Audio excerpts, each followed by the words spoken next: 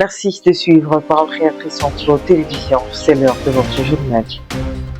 À la une, Pentecôte jubilaire, on se rapproche un peu plus à 15 jours du démarrage officiel de cette grande rencontre. Les programmes s'affinent, les invités sont peu à peu connus. Le révérend pasteur Lifoko du ciel du Congo a d'ailleurs confirmé sa présence. À côté préparatif, les choses vont bon train. Les commissions sont toutes à pied d'œuvre pour la réussite de cet événement. Le point sur les avancées de cette Pentecôte jubilaire, ainsi dans ce journal.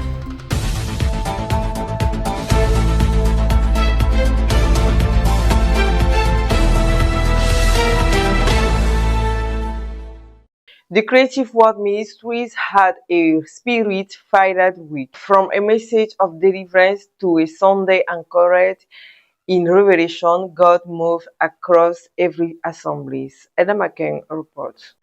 God's arrow of deliverance shot from a bow, preached by Brother Branham on August 1956, is the message we listened to last week.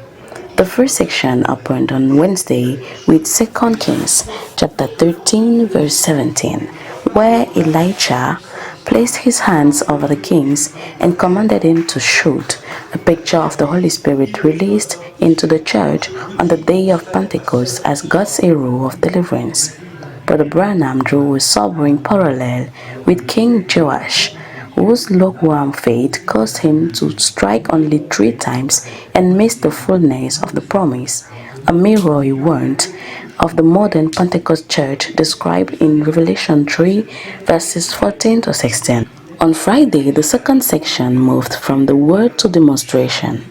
Through the gifts of the Spirit operating in full power, the prophet called out names, conditions, and hidden details, confirming the words of Mark 16, verses 17 to 18, and John 4, where the woman of Samaria recognized her Messiah through the gifts of revelation. On Sunday, all assemblies were connected to the Yeshua Mashiach Tabernacle in Yaoundé, where the service happened with the prophet message, "Does God ever change his mind?" And Reverend Samia Bahoya took the word, grounding his exhortation on walking by relation, where God's promises renewed strength to those who wait on him. Entre enseignement de la parole et moments d'intercession, les fidèles des assemblées mères ont été édifiés tout au long de cette semaine. Écoutons le reportage de Joy Mouzon. Ce fut une semaine bénie pour le peuple de Dieu des assemblées du Yahshua Mashiach Tabernacle de Yaoundé, du Love Stephen Sanctuary de Douala et du Shalom Tabernacle d'Edea. Le mercredi, culte du soir, les fidèles ont suivi le message intitulé « La flèche de délivrance tirée de la main de Dieu » prêché par le prophète William Marion Branham. À travers cet enseignement, il a été rappelé que la délivrance vient de Dieu, mais qu'elle dépend de la foi du croyant. À l'image du roi Joas, chacun est appelé à saisir pleinement les promesses divines sans les limiter par le doute ou le manque de persévérance. Dans la continuité, le vendredi lors de la nuit de prière, les fidèles ont élevé des prières pour commander au Seigneur le programme de la Pentecôte jubilaire à venir avant de suivre la suite et la fin du message. Le dimanche, grand culte présidé depuis le Yahshua à Mashiach Tabernacle de Yaoundé par le pasteur Baoya Samuel. Un rapport sur le déroulement de l'appel jubilaire a été présenté, mettant en évidence la présence de Dieu durant ce programme. Un point a également été fait sur l'état d'avancement des préparatifs de la Pentecôte jubilaire, notamment l'envoi des invitations et la confirmation de certains participants. Les fidèles ont ensuite suivi le message « Dieu change-t-il des vies » prêché par le prophète William Marion Branham. Il est enseigné que Dieu ne change pas des vies, car sa parole est parfaite et immuable. À travers l'exemple de Balaam, il était montré que Dieu peut permettre certaines choses sans qu'elles correspondent à sa volonté parfaite, appelant ainsi les croyants à éviter les compromis et à rester attachés à la parole. Le pasteur a ensuite conduit le peuple dans un moment d'adoration avant d'exhorter sur l'amour de Dieu manifesté à la croix, rappelant que le sang de Jésus-Christ purifie et fait des croyants des fils de Dieu appelés à demeurer dans cette identité. Après une pause, le culte s'est poursuivi en soirée avec une exhortation sur le sacrifice et la nécessité de donner à Dieu. Des témoignages ont suivi, confirmant l'action de Dieu au sein de son peuple. C'est dans une atmosphère de gratitude que s'est achevée cette semaine.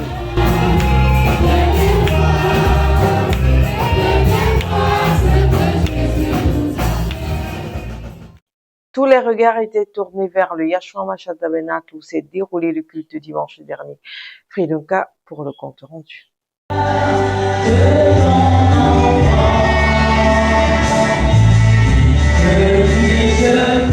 Du 27 avril 1961 au 3 mai 2026, 61 ans aujourd'hui, le message du prophète Branham sur « Change-t-il d'avis ?» parlant de Dieu demeure toujours une réalité de notre société aujourd'hui. À travers l'histoire de Balak et Balaam, il a rappelé que Dieu ne change pas. Sa parole demeure constante, quelles que soient les circonstances. Contrairement à l'Église naturelle, guidée par des intérêts humains, l'Église spirituelle s'attache entièrement à la parole de Dieu. Ainsi, il nous est recommandé de rechercher non pas la volonté permissive de Dieu, mais sa volonté parfaite, gage de sécurité pour le croyant. Dans sa conclusion, le pasteur Samuel Baoya va rassurer les fidèles sur l'amour indéfectible de Dieu pour nous et son salut qui nous accorde demeure éternel par sa grâce et non par nos mérites. Chant, prière et enseignement biblique. Ce dimanche 3 mai 2026, l'école du dimanche a offert aux enfants une matinée riche en moments d'apprentissage et de partage autour de la parole de Dieu. Un récit de Damaris Billon. Dans une ambiance chaleureuse et empreinte de joie, les enfants, une fois de plus, se répondu présents à l'école du dimanche ce matin, un moment privilégié dédié à l'apprentissage de la parole de Dieu à travers des enseignements adaptés à chaque tranche d'âge. Dès les premières heures, les moniteurs ont accueilli les enfants dans une organisation bien structurée, marquée par des chants de louange, des prières et des moments d'échange fraternel. Au centre de cette séance, un thème, la Pentecôte, une thématique abordée avec pédagogie et dynamisme par les moniteurs. Chez les plus petits, place à la découverte. À travers des mots simples et des exemples, ils ont appris à reconnaître le Saint-Esprit comme un guide, un ami fidèle qui accompagne chaque jour. Du côté des plus grands, l'enseignement a pris une dimension profonde. À la lumière des Écritures, notamment des Actes des Apôtres, chapitre 1, versets 4 à 8, ils ont retenu des leçons fortes, telles que l'obéissance à Dieu, la nécessité de patienter dans l'attente de ses promesses, ainsi que le rôle essentiel du Saint-Esprit. Une matinée riche en enseignements qui laisse entrevoir une génération d'enfants enracinés dans la parole de Dieu et prêts à en vivre les principes au quotidien. Une belle leçon qui vient rappeler que l'école du dimanche reste un pilier essentiel dans l'éducation spirituelle des plus jeunes. Retour sur la célébration de la fête du travail 2026 sur le territoire camerounais. Bertie Dibandio, plus de détails.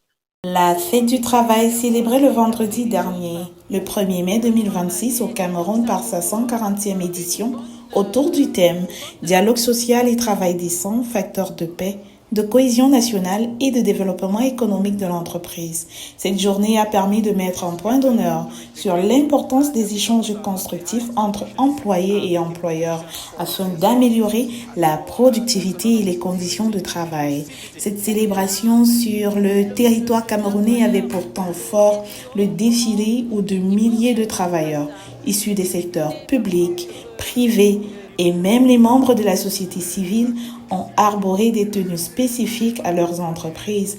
Aussi, le discours du président de la République qui a adressé un message de félicitations et d'encouragement aux travailleurs. Malgré la journée assez festive, couronnée de soirées de partage, cette édition 2026 a été l'occasion pour des institutions telles que la Commission des droits de l'homme au Cameroun de dénoncer le refus de certains employeurs du secteur privé d'appliquer le SMIG, salaire minimum interprofessionnel garanti. Ce fut donc le moment d'exiger un meilleur respect du Code du travail pour garantir un travail décent pour tous.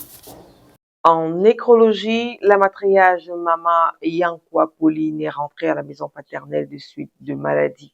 Ses obsèques se sont déroulées à l'ouest Cameroun avec la levée de corps le vendredi 1er mai à la morgue de Baganté. La veillée a suivi le même soir avant l'inhumation qui s'est faite le lendemain autour de 11 heures après un service religieux. Que son âme repose en paix. Docteur Takam, le papa de la sœur Daïna Noubou, épouse Bawea Yonkam, nous a également dévancé. Le début de ses obsèques s'est déroulé la semaine dernière à son domicile à Douala. C'était le mercredi 29 avril avec une grande veillée, 6 à Bonandale. La suite des événements est prévue ce week-end du côté de l'Ouest Cameroun. Plusieurs autres obsèques se dérouleront également ce week-end. Nous y reviendrons dans nos prochaines éditions.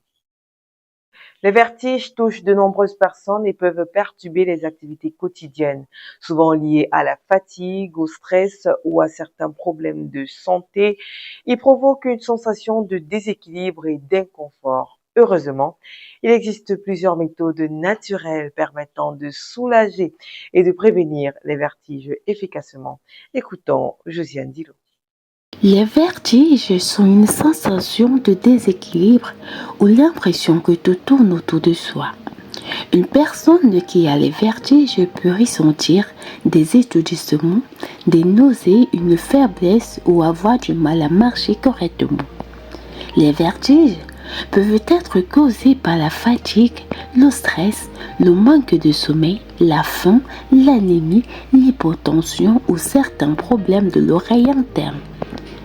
Comment gérer les vertiges de façon naturelle? Pour réduire les vertiges naturellement, il est important de bien s'hydrater en buvant suffisamment d'eau, dormir correctement et éviter la fatigue excessive. Manger équilibré et ne pas rester longtemps sans manger.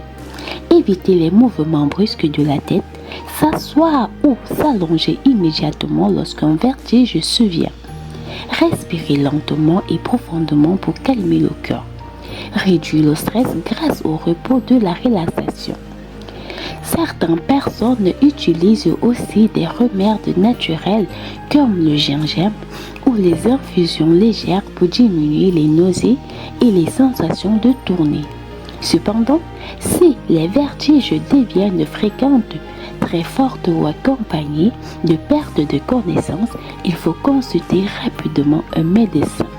Les vertiges peuvent sembler simples, mais ils ne doivent pas être négligés. Josiane Dilo, reporter santé, PCI.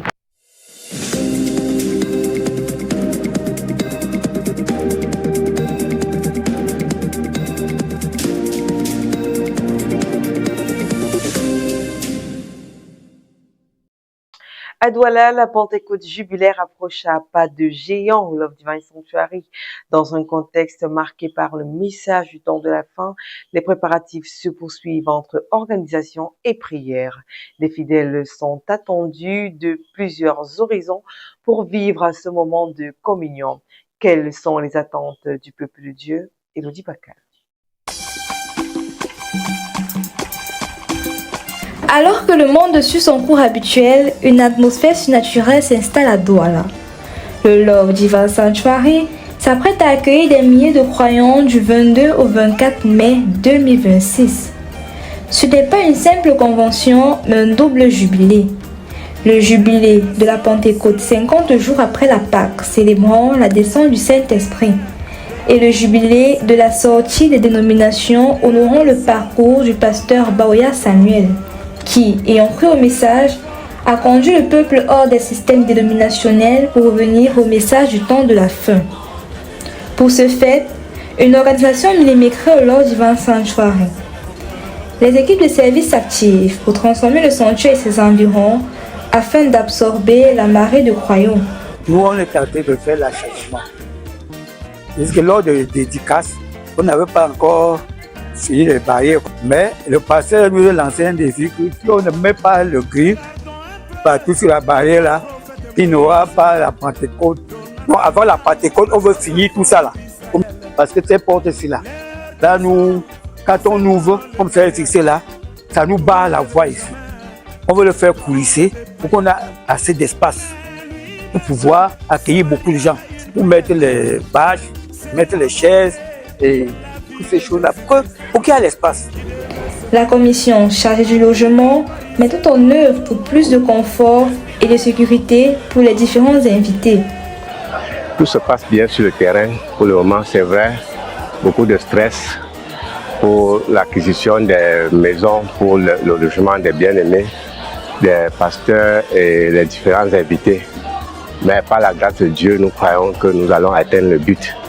Nous avons mis sur place beaucoup des équipes, des jeunes sur le terrain, même certains agents immobiliers pour nous chercher des maisons où nous allons héberger des frères.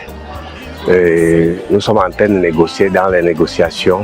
Nous avons déjà des hôtels qu'on a pris, qu'on a réquisitionnés pour la circonstance, des meublés aussi pour héberger nos invités.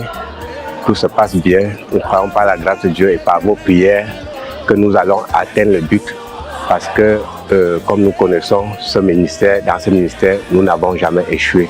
Dieu vous bénisse.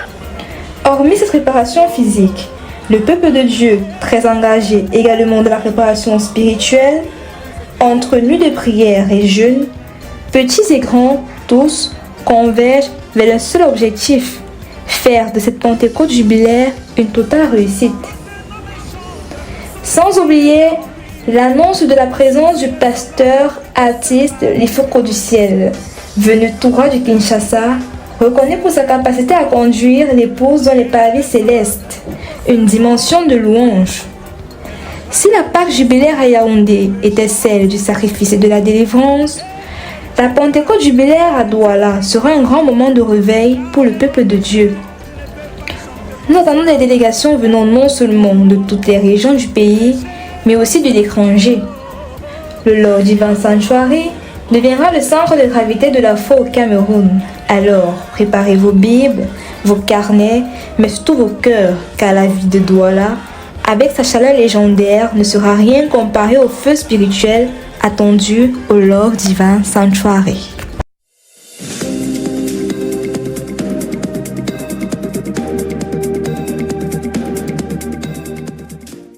C'est ici que se referme cette toute première édition du mois de mai à la caméra réalisation Merveille MC, collaboration Jules-Pierre Mounet, coordination générale Gislain Kongé, supervision générale le révérend pasteur Samuel Baoya. Que Dieu vous bénisse tous. Shalom.